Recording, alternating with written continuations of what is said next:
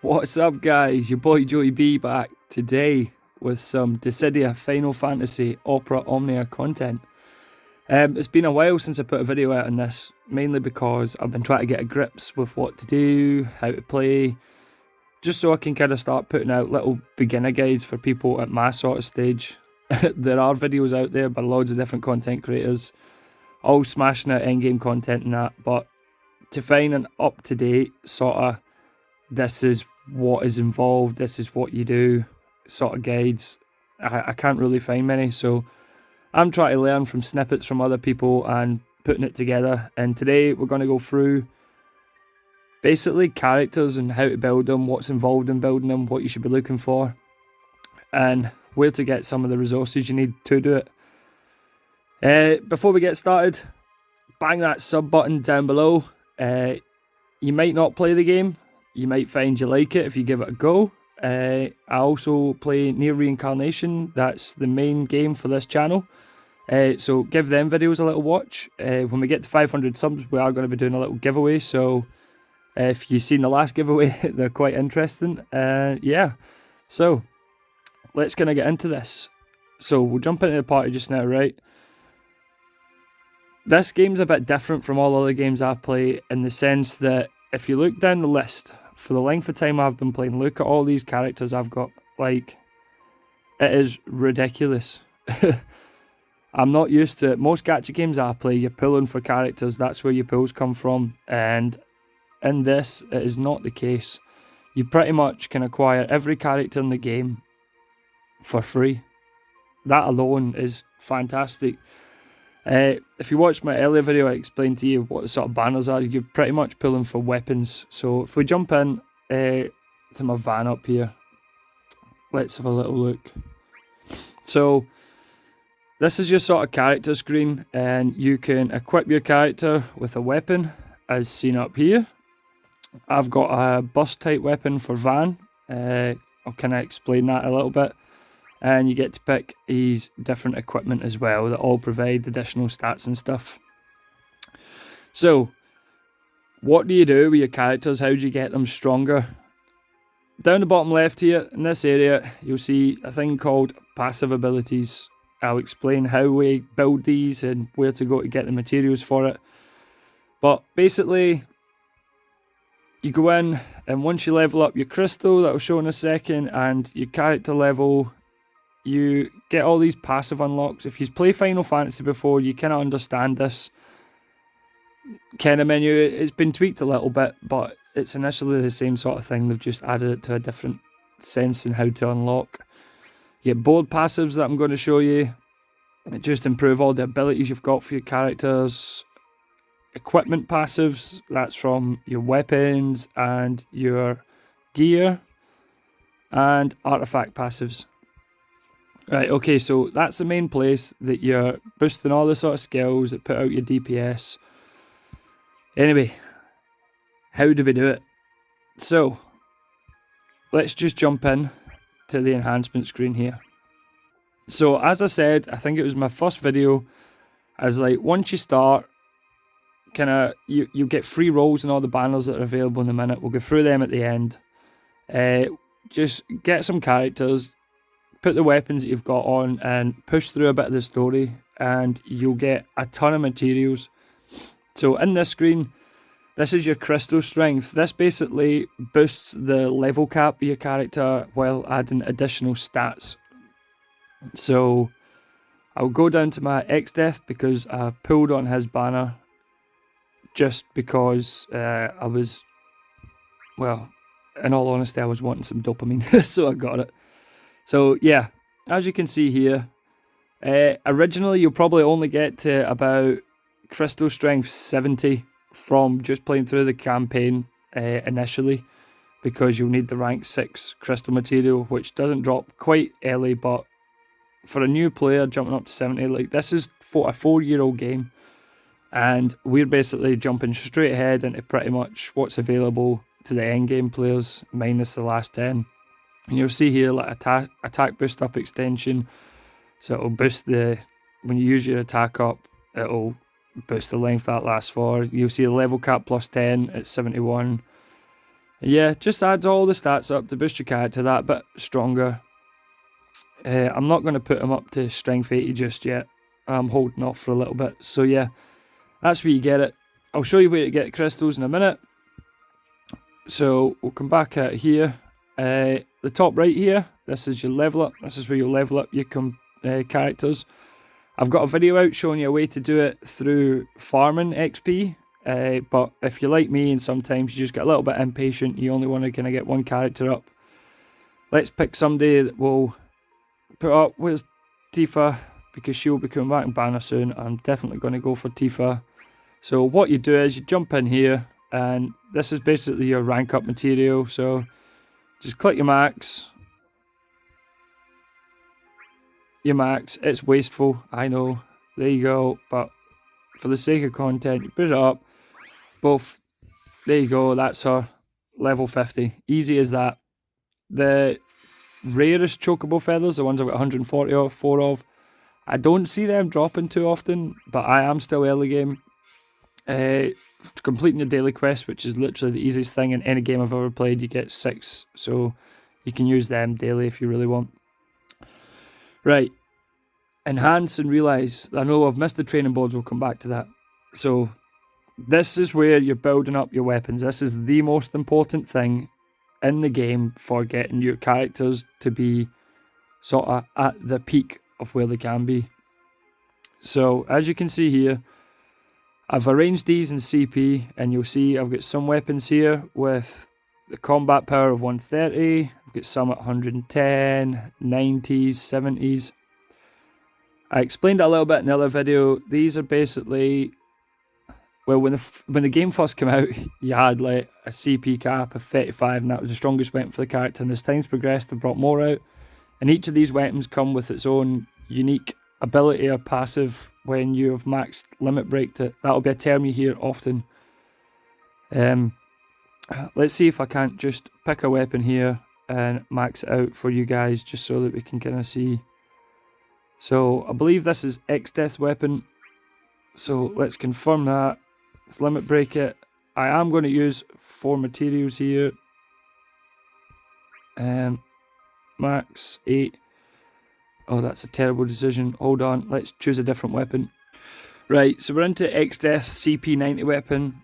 This is the LD weapons. This is what normally comes out in most banners now. Characters are being re-released into banners with LD weapons that basically adapt how the characters can be used and adds additional skills. So once you acquire these materials, you would simply just put some power stones into it, or duplicate weapons if you get them. Dupes are helpful in this game, a bit like they are in Nier. So once you've seen the max limit break, you see here, effect unlocked, yeah, another effect unlocked. It just boosts the skills. You can go in and read what exactly they do. Once we've done this, we'll go back into it, we'll level it up. Once it's max level, there you go, it'll change colour. Oh look, shiny 6-star weapon, and there you go. It boosts the power of the Maelstrom skill, and that's you got it. Fantastic. Another good thing is once you've maxed it out, so the EX weapons, if the character doesn't have a bust, the EX weapon is the weapon you're going to stick with. That is CP70. That's the one you'll max, limit break, and then realise. I'll go into that in a later video. But CP70 is what you want to run with. CP15, 35, and 90, you want to max limit break.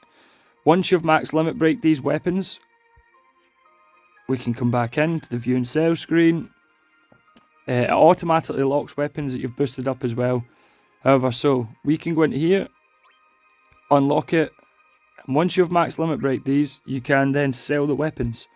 So for the case of this, I just used 4 power stones to 8 power stones to max it out, and then when I'm selling it, I'm going to get 4 of these power stones back, because once the LD weapon is max limit breaked, there's no use for it anymore.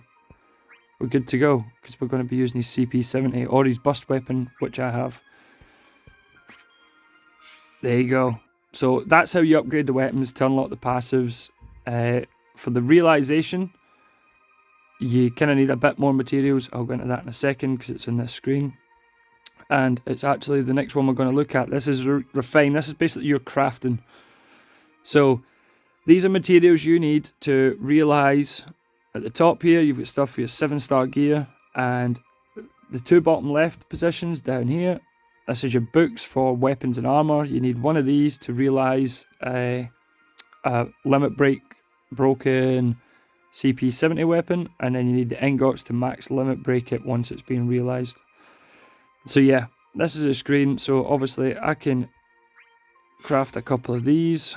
So I've got 1 ingot. Once I get to a 2nd ingot, then I can look at maybe realising a next CP 70. I will never pull for a weapon if I don't have the materials to go ahead and actually make the weapon fully. It's one of them. You can do it, but it's not advisable, because why would you? Anyway, yeah, there you go. So let's go back up to the top here. Training boards. This is something that I didn't really understand, and I've just came to learn how important these are. So if we go down to the characters that I'm using at the minute, this is sort of my main team at the moment. You'll see here, this is all your summons. If you're used to the Final Fantasy sort of games, you'll know summons are big. In here, for each summon, it's got its own little board, and you'll see here I've got 2 masters. But before we get into that, we'll get into the actual characters training board. So this is like the branch system that we got starting from like Final Fantasy X. For every sort of weapon, once you max out the CP 15, 35, 70, 90, you unlock an additional part of this board that boosts the skills and that up. Yeah, you kind of want to make sure and get these done, because it totally changes how the character performs. If we go back out here, and then we've got the summon boards. So you can farm these in the World of Illusions. It'll give you the materials required just by farming it. I think you can play through the first 20 levels on the first stage and get that into stage 30 and then max this out, and then you can get a couple of passives from your summon, as you can see, the ones I've chosen here. But yeah, not something to be missed. Look at these stats here, they all add up, and if you look at all the different boards here you need to max out for each character, yeah, it's no joke. You need to jump in, and when you're farming your initial character, you collect these points down here up the top here that can be transferred over when doing other characters. So yeah, don't miss out on training boards and illusion boards. This is the thing that I'm currently working on just now. So there's only 4 available at the moment, and I believe that rotation changes. I'm unsure of when it changes, but I've been working on the brothers because I like their summon ability. And if you look at the list here, look at all those resources up that side. So you've got the material to craft ingots for your gear and weapons. You've got summon tickets, 400 of, 40,000 gems, and then the top is the material used to get from enhancement level 30 to 40 on your summons. But I've got enough, so it costs 7,500 points per board to complete. And look at this, look at the wards it gives you. 14 summon tickets, 1,500 gems, and 3 of each of the ingots. That is nuts. The reason I'm doing this is because I'm stacking resources up for when a banner comes I want to pull on. I don't have to worry. If I really want to, I can clear the banner and get the BT weapon or LD weapon, whatever it is I'm going for. The way to enhance your summons, I'll just show that quickly while we're in here. You're going to bind enhance. So let's jump into one that I could probably enhance the level. You jump in here and it's as simple as that. The more you enhance it, the blessing increases. Let's see if we can. I don't know how high we can go here.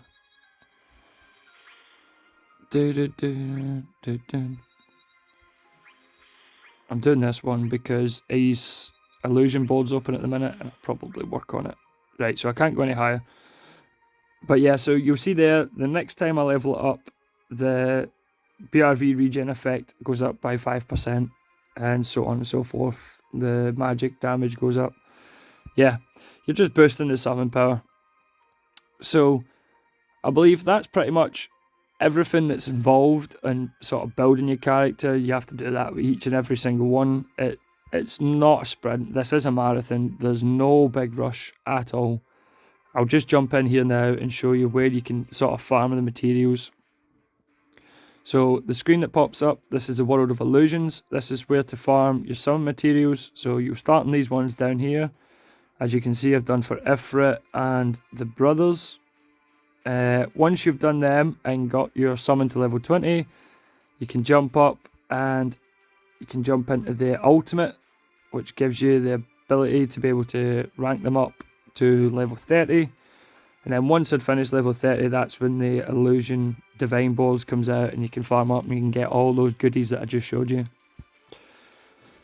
In terms of that, to farm your crystals, levels 1 to 5, I haven't seen 6-star crystals drop here, but yeah, this is where you do them. I've started going through these now and farmed them a little bit because they do run out quite quick, but it's free to farm. You just keep going, and this is where obviously I showed you another video to get the XP for your characters. Check that video out if you want to know the method and how to do that. And yeah, all these sort of event quests, they've got a separate store into here, into your item exchange. So as you can see here, I'll show you this one because I've pretty much cleared out what I wanted to in this.